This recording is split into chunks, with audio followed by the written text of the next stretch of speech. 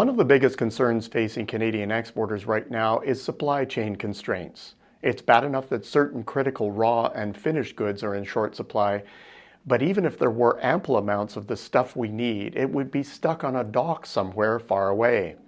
With the dire shortage of global shipping, it seems there aren't enough ships, containers, trucks, or laborers to get things moving, and business is beginning to panic.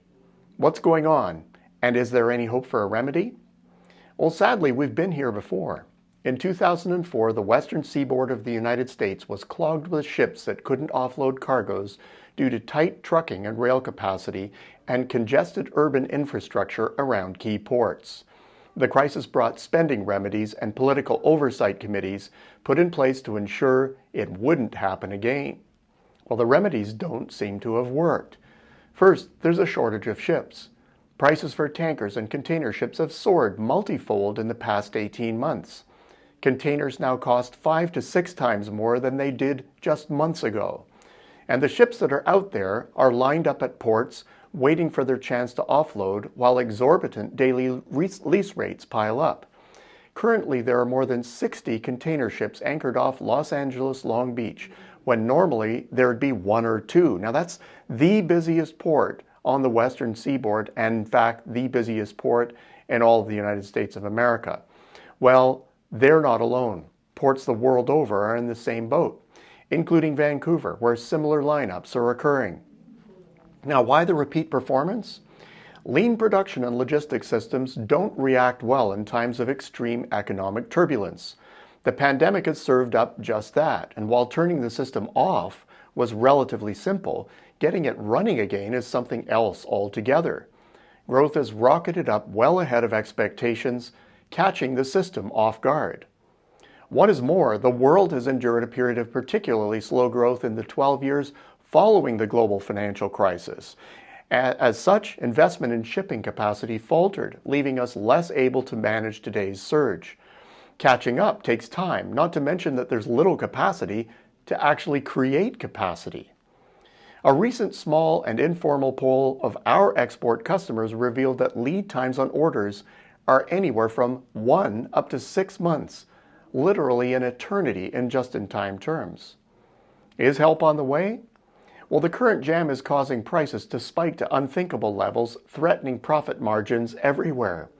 Thankfully, high prices are the solution for high prices.